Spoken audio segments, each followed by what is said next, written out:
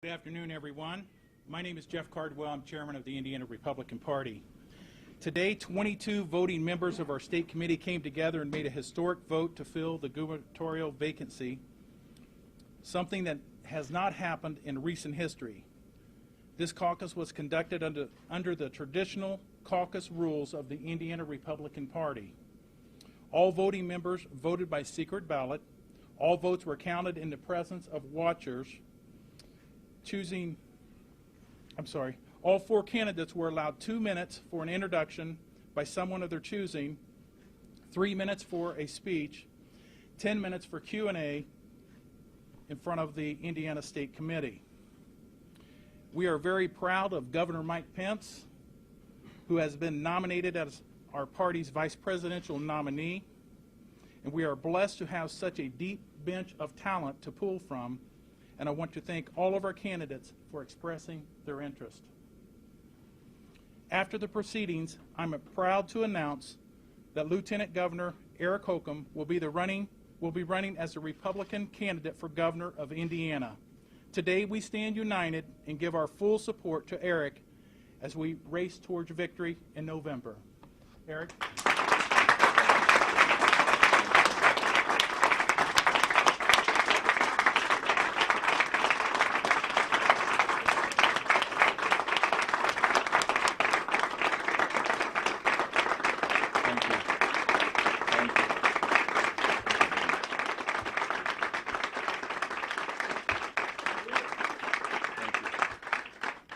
We've got work to do and a short time to get there. So let me just say how honored and gratified I am by the expression of support and the nomination of the Indiana Republican Party Central Committee and the committee at large as becoming your nominee for governor. I'm thankful to also the over 100 community leaders all over the state of Indiana, grassroots activists that are all pointed in one direction that want to make sure we continue to move this state forward, who have endorsed my campaign over the last days as they have unfolded in a flourish. This campaign now officially kicks into high gear. This year, as you all know, everyone in this room has taken many twists and turns, but I'm ready to answer this next call and lead us to victory and ready to take Indiana to that next level. We have accomplished so much in the last decade, over the last 12 years, really going back to 2005, and I've had a front row seat, learned a lot in that seat. I've been at the table helping Governor Mitch Daniels and Governor Mike Pence. It's been an honor to do both. We cannot, and the reason I am running, we cannot allow our state to slip and drift and go backwards to those days of debt and delayed payments to schools or unfunding important and critical infrastructure projects all over the state of Indiana. The only way that we continue Indiana's progress is by joining together, which we have done this morning and this afternoon, technically, I guess. But that's how we will move this state forward. We will continue to balance budgets. We will continue to right-size our tax code.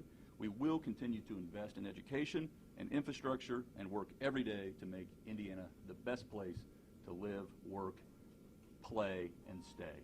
So with that, I'm happy to answer any questions, but again wanted to underscore my sincere appreciation for the confidence that the committee has placed in all of us, really. And it's been just an honor. Our skills and our campaigns have been honed, and I am more optimistic than ever today that the best days are yet still ahead. Thank you. Any questions?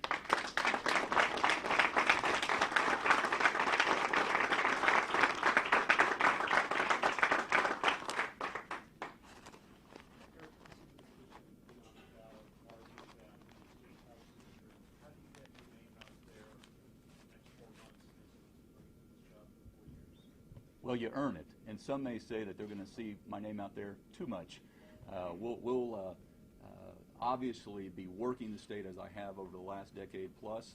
All 92 counties will be in perpetual motion as I have been over this last decade. We'll also be on your TV and in your mailbox and on your radio station. So we will leave no venue unattended, and we'll make sure that folks understand what's at stake here in the state in the future and the contrast before us. Will Governor Pence's campaign war chest go to you now? He has, we have talked about his support. I look forward to that continued support, and I'll let him speak for himself for every penny. Yes, sir. A lot of Republicans put off by what they consider some pretty extreme conservative decisions by the governor. Are you going to reach out to these moderate Republicans to try to bring them back? What's your plan? I'm going to reach out to everyone, even if I don't agree with their position on a certain specific issue. But this table is big. I want folks to have a seat at the table. I won't sacrifice my core principles, but we need to oar together. We have got this state pointed in the right direction, and I continue to lead it in that fashion. Thus far, you haven't really articulated a clear position when it comes to, say, expanded LGBT rights, civil rights protections. I think I read Andy Starr this morning telling or told some of the religious conservative groups that you will stand with them in line with what Governor Pence, where he's been coming from. Where do you come down on that? Well, when you speculate about future legislation, we'll play it as it comes to my desk, should I be honored with being the next governor of this state. But we have a balance right now of protecting our religious liberties while making sure that we're not discriminating. That's how I will approach this issue, and every issue, by the way, as they come to my desk. Hypotheticals are one thing to think about, but we're in a good place right now. We're breaking every record. We got a AAA credit rating. I just announced that we ended the year with a $2.24 billion reserve. That's the highest in the state history, and we're going to continue to move this state forward. And I have said time and time again that I am focused on delivering good, high-quality government from a state perspective, making sure taxpayers get their bang for their buck, that we're doing what we need to be doing and not doing what we shouldn't be doing. I've said that I want to continue to build this state from a community approach, from the bottom up, and I've said that I want to continue to work on economic development, making sure that we're continuing to diversify our economy. We're a leader. We just spent a week, most of us, in Cleveland, where Indiana was getting high praise from folks all over the country. And as I said, the best is yet to come. So I look forward to spreading that word. And that's a real contrast from where we were pre-2005 when Republican leaders stepped up and took charge. Eric, should citizens be concerned the governor's off running for vice president, now you're going to be running for governor? Who's governing the state? He is. And I'm helping. Okay. I'm doing my job. Is there any chance you're going to put a team together prior to August 1st? We have much work to do today and every day that unfolds hereafter. I've told the state committee that I want to reach out and get their opinions and recommendations and advice and counsel. We'll be doing that starting now. An issue that's been very contentious for Governor Pence has been education. How would you characterize your own views on that, and how do you think you'll work with the state superintendent and others? I want to be the best partner I can be with anyone that wants to make sure that every kid in Indiana has access to the best education available. I want Indiana to be known as that.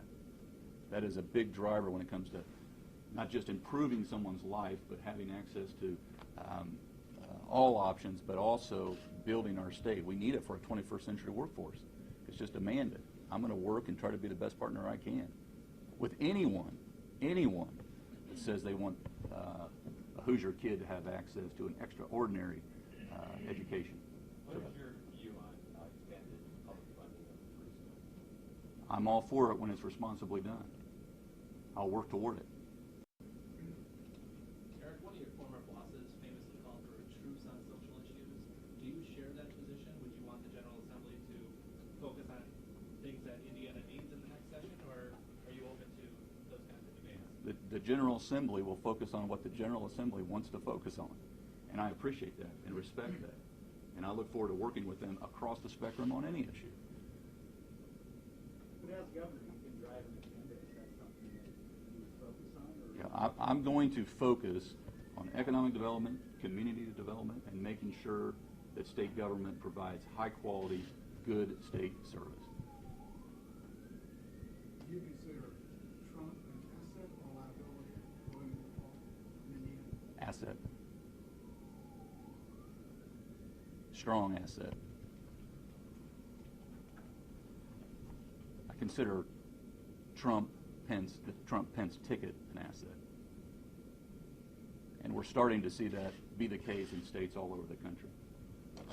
Joe, for Eric, can you tell us what the final tally was on the vote? How many ballots?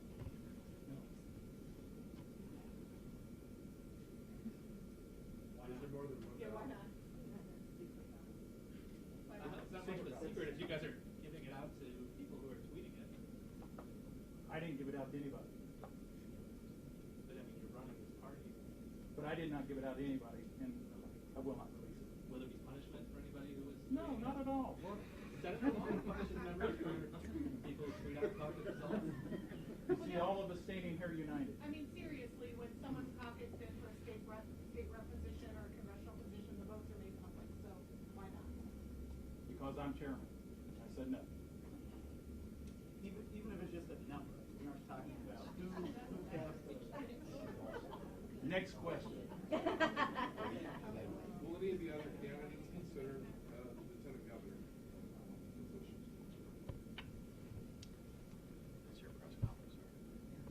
Well, I'll be reaching out to everyone, and I want to solicit interest from everyone. What qualities are you looking First and foremost, someone that can run the state. Someone that's ready to be governor should something unfortunate happen to me.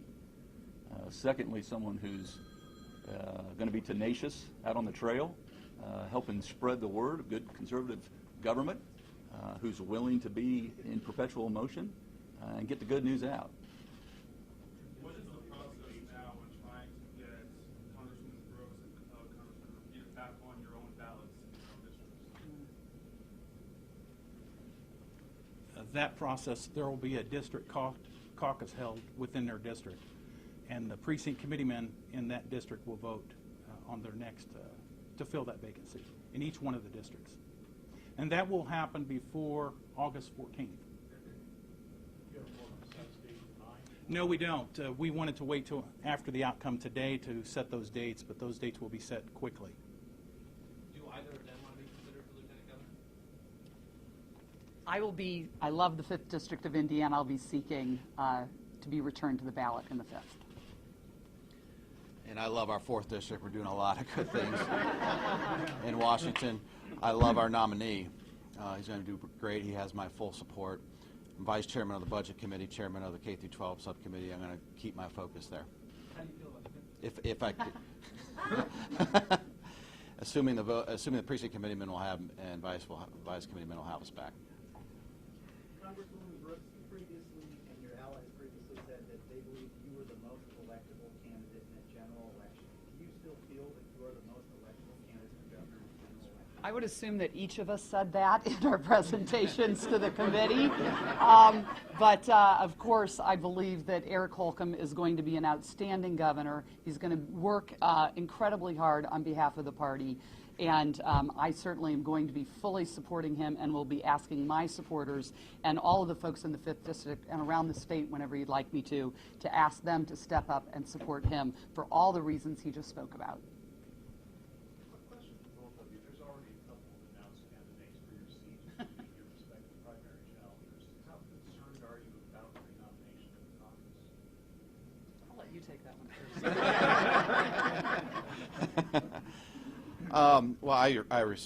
This is no one's seat except the people's, the number one. So that's the attitude I'm going to go back to the precinct committeemen and vice committeemen with, and just go before them. There are some others filed, and they have every right to file. And just like this process played out, we'll go before them, and may the best person, the most qualified to do the job, to represent Indiana the best win. And let me just reiterate, because Susan said a couple more words than I did, how much I love Eric Holcomb and how much I'm going to support him.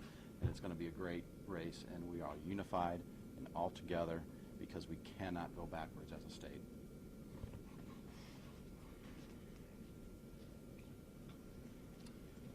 Well, Jim, would you like to say anything? You'll hold your questions.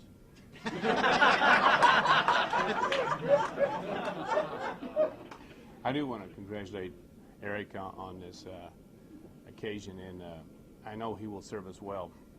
It's been a real opportunity as a state senator to serve the district that I serve in District 49, Southwest Indiana.